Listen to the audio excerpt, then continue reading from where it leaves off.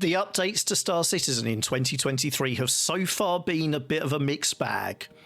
Alpha 3.18, which hit the PTU at Christmas 22, then finally the live servers in March 2023, was a very inauspicious start, with performance issues affecting a large proportion of the player base.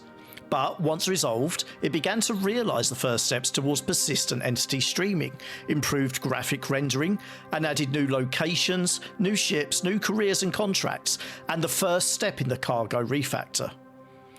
Alpha 3.19, while not as expansive, was less impactful upon performance, and saw the redesign of the first city Lorville, a new ship with a variant and a new vehicle, another new contract, a new PvP mission, and the first iteration of the new player experience.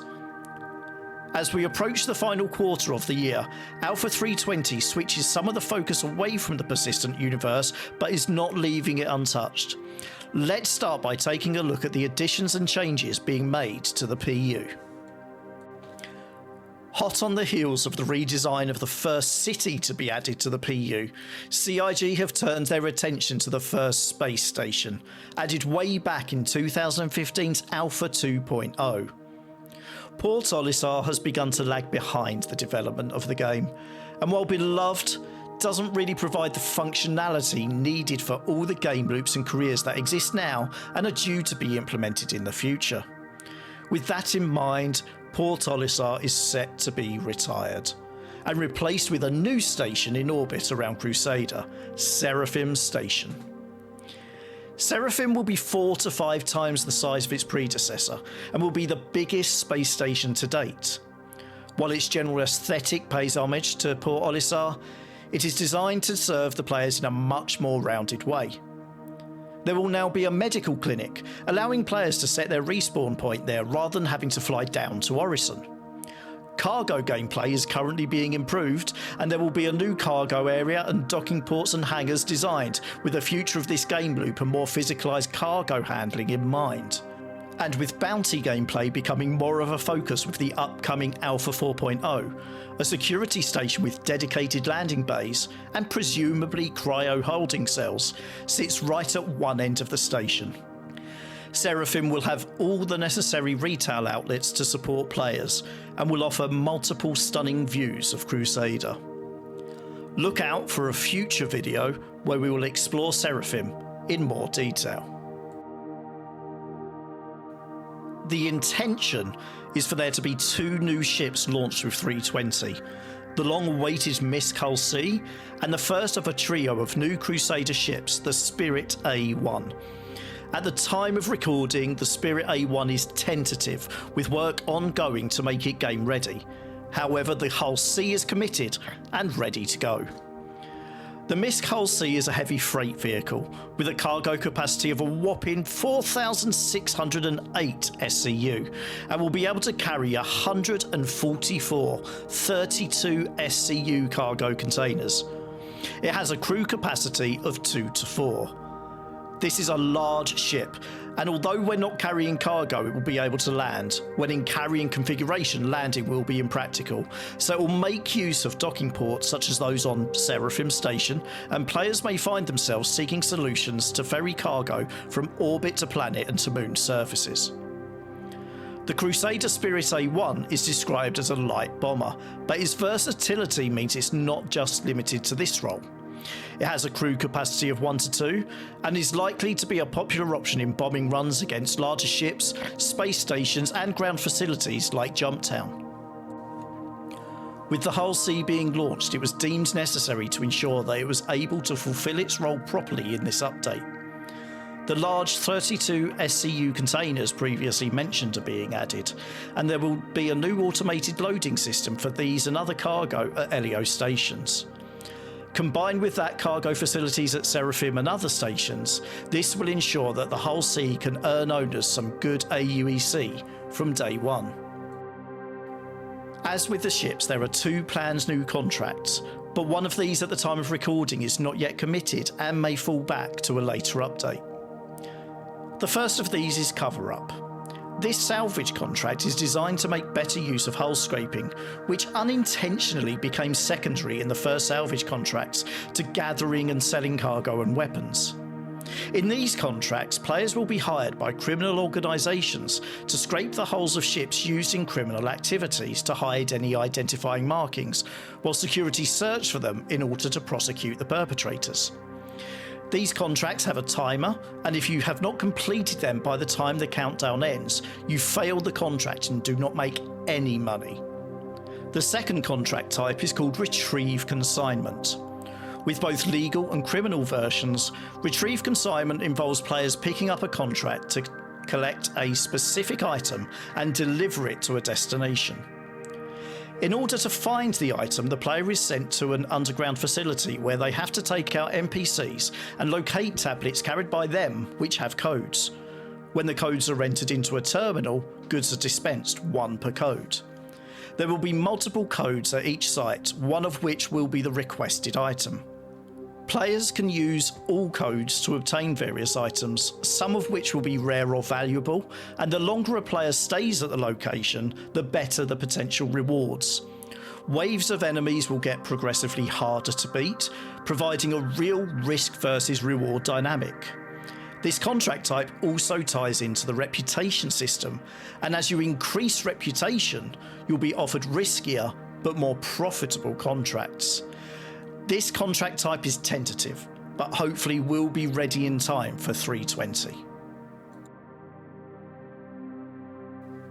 When the initial Crusader platform contracts were added, they were all focused on the same grouping of platforms, and that presented a problem. Only one version of the contract could be run at any given time, and it meant that Siege of Orison, which was intended to be run during Alpha 319, couldn't be. So for the duration, the contracts were switched off as they were just too limited to be of any use. The devs have now solved these issues and are adding several new platforms so that multiple versions of the contract can be run concurrently. It also means that those contracts will be completely removed from the Siege platforms, allowing Siege and the contracts to run alongside each other. These new platforms will be spread out across Crusader to ensure performance isn't negatively impacted. The exact number hasn't been stated as yet, but it seems likely that more will be added over time. Hopefully, it also means Siege of Orison, my favourite event, will be back in 320. Before we move on to the Arena Commander side of 320, there are a couple of extra things to add that were added to the release view after I recorded the rest of the video.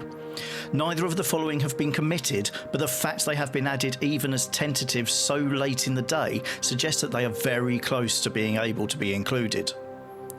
The first is another ship, the Crusader Spirit C1. This is the medium cargo version of the Spirit series, with the same number of crew as the A1, but capable of carrying 48 SCU of cargo. Then we have a new ground vehicle, the Tumbrel Storm. This is a one-person crew mini-tank, and at the moment, there isn't much more known about it, so keep an eye on Star Citizen Live and Inside Star Citizen for what will likely be some more information coming soon. Now, let's get an overview of the changes coming to Arena Commander. The previous screens for Arena Commander were somewhat labyrinthine and not very user-friendly, as well as flat and 2D.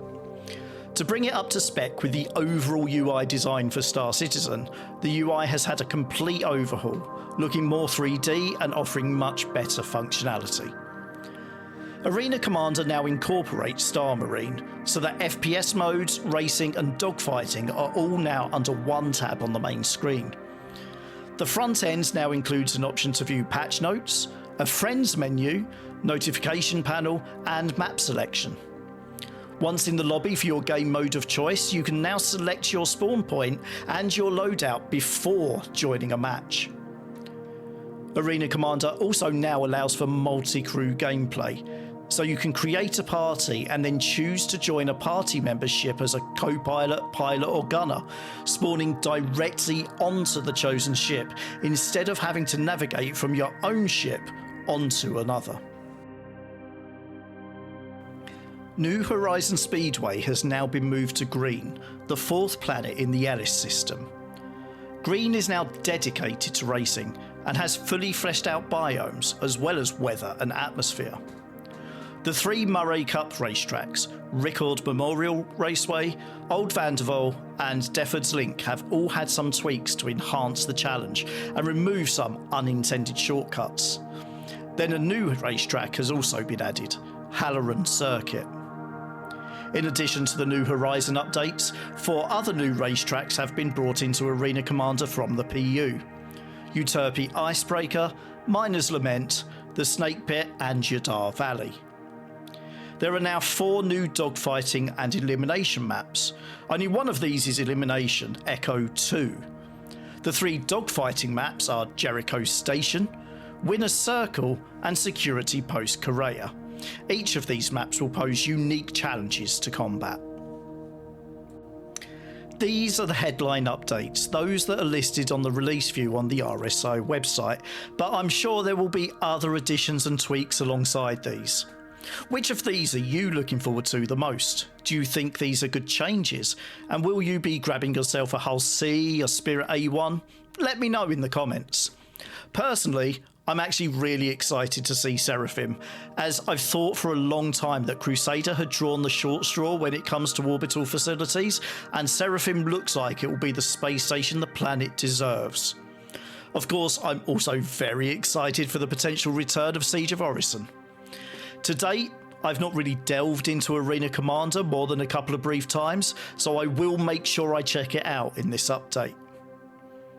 As always, if you've enjoyed the video, then please give it a thumbs up, and if you're not already subscribed, why not press the button now and turn on the notifications, ready for when I post my next few videos testing out some of these new features. For anyone who has not yet brought their first Star Citizen pledge, my referral code is on the screen now and in the description under the video. You can find me on Threads, Hive Social and the app formerly known and currently still referred to as Twitter at JediAndyTV. And if you would like to join the community, the link to my Discord is below and you can check out my live streams over on Twitch. But for now, thank you for watching. Until next time.